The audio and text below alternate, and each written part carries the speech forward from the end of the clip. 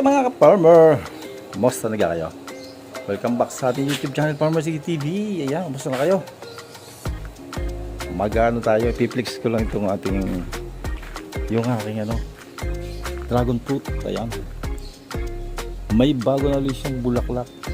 Sa ating mahilig magtanim, biglang kulang kayo ng konting idea sa pagtatanim. Napakadali niya lang buhayin niya ating dragon fruits. Tingnan nyo guys, dami na namang bulaklak guys. So namumulaklak na naman siya sa isang punong ito. Ayan, sa puno ng poste ng ilaw. Ayan o, ayan yung metro natin o. Metro natin guys.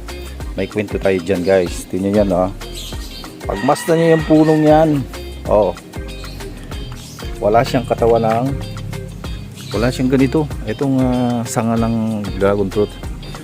So maiksing kwento lang natin dyan. Dati eto dito ay may tinanim tayo na dito natin tinanim niya sa puno ng poste.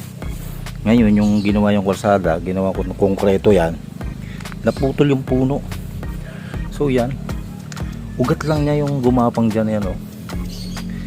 At buhay na siya, napakadali niyang buhayin guys mga ka-farmer. Ayan o, kahit ugat lang niya, mapalapat lang sa lupa itong kanyang sanga, mabubuhay na yan. Ayan, ang dami na bulaklak. Oy, dami na ulit bulaklak guys. So, meron pa tayo dito mga ibang tinanim. Ito yung bakod ng ating kapitbahay. Ayan guys, hindi natin nagagamasan yan, pero meron siyang bumubulaklak din dyan oh. So yan oh, bumubulaklak na ulit. So hindi pa tayo nakaka-harvest dyan. Dati pala, pero ngayon time na to, ngayon pa lang siya bumulaklak. Yan guys oh, kita nyo naman. Ayan ang puno niya oh. So ginagawa lang natin dyan, ginagawa natin dyan fertilizer, yung mga binubunot nating damo, dyan natin nalagay sa kanyang puno. O ayan, bakod yan ang ating kapitbahay, pero yan ay kapatid ng aking mother-in-law na nasa US. Tinaniman ko yung kanyang bakod, pero hindi naman sila masyado nagalit, dahil kung papaayos yung bakod, tatanggalin ko naman yung mga anong yan. Kung ipapatanggal nila, pwede naman natin tanggalin. Ayan o, kahit isang puno lang ang lumapad dyan sa lupa. Ito yung ipinost ko dati. Ipinost ko dati, tatlo'y green, 4 ang bunga nito malalaki. Yung isa medyo pumupula na, ay yung tatlo'y napaka green pa, nawala na din. So yun lang, na-flex lang natin. Ayan, oh, may buong bulaklak na ulit oh. Ibig sabihin pala, basta maulan ay tuloy ang niyan, tuloy ang pagbunga. Ito mas mababa eh. Kuha tayo dito ng tatanim natin doon sa ating bakod. Ayan guys, kuha tayo ng pantanim.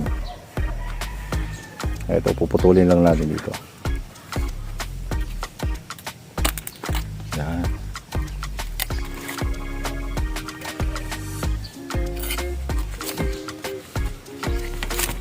Ingat lang dahil ito ay medyo may tinik. May tinik to eh. Nakakatinik. O, dalawa. Pakita ko lang sa ating mga viewers.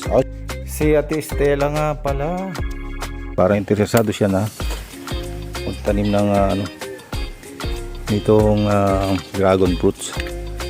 Siguro ito mga lang, more or less 2 years ay na, bumubunga na siya. Siguro mas pag maganda yung yung lupa na tataniman, pag mataba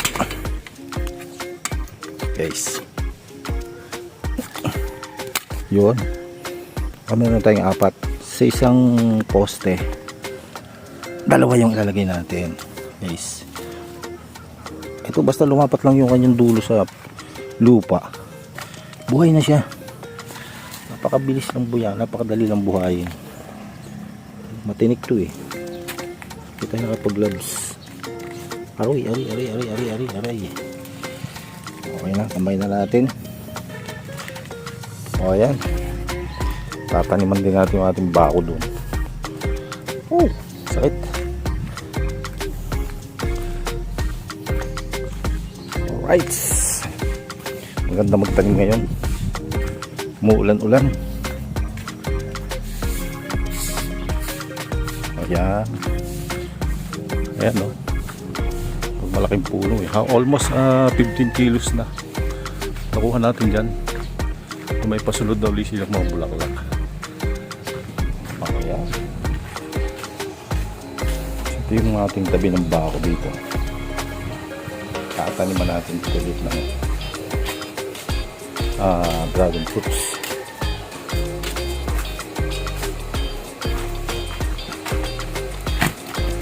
Ayan guys, ito na yung tinanim natin dati. Hindi lang natin natalian. Bumagsak ulit sa lupa yan. Puro ugat na siya. So ang style lang dyan, ayan may tubo na siya. Magawin natin, pag lumampas siya dito sa poste, paikutan natin siya ng tali hanggang siya pumunta siya doon sa dulo. Ayan, doon siya magsasanga ng paikot. Pwede natin lagyan ng mga goma ng motorsiklo na patapo na. Hey guys, dahil sa hindi natin siya natalian, bumaba na siya sa lupa. Hindi natin na-guide pataas. So ito lang yan dito.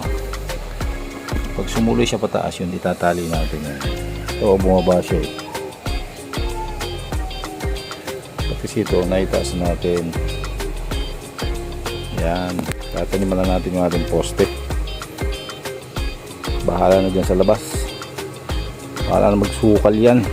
Alright. Eto guys, yung poste tataniman natin.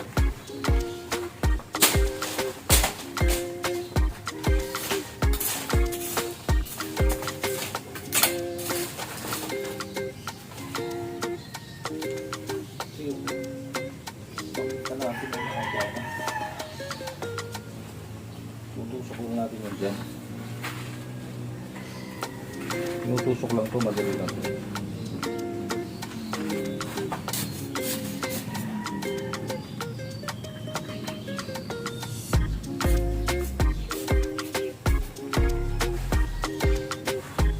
So ganyan lang mga farmer yung ano natin, yung pagkapagtanim natin sa mga dragon fruit natin. Tinusok lang natin.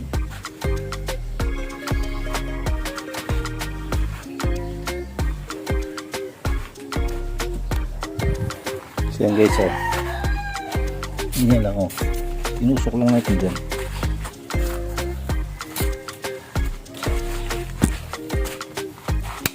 Sumulo yan dito pataas, hindi natin tatalihan kasi makalpun sa dulo. Problema lang ng ating bakod, magsusukal siya, pero di bali lang basta pinapakinabangan natin yung magsusukal dyan.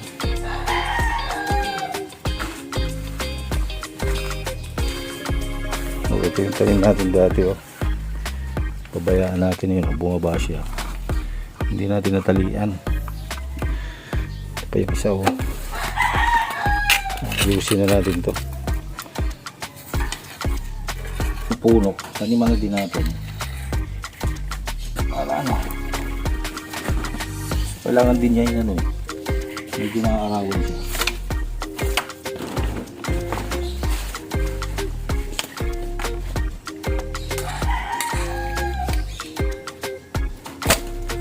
Tanggalan natin yan.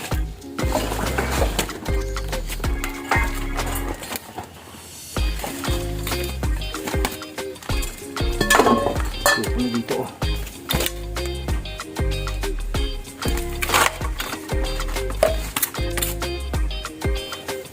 tusok lang natin ito.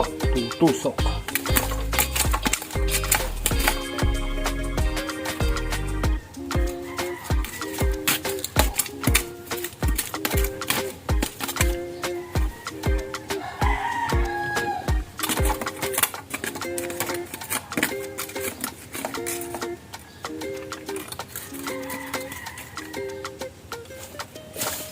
Okay na yan. Split natin yan pag okay na. Masyado kayo na. Sumuli na yung kanyang mga dulo.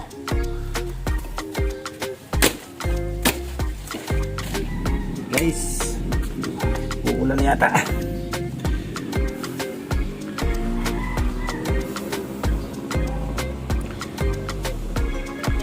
Watching mga farmer. Ayan, sana nagkaroon kayo ng kahit konting idea doon sa mga video natin guys. Bye bye. God bless po sa inyo lahat. Thank you for watching.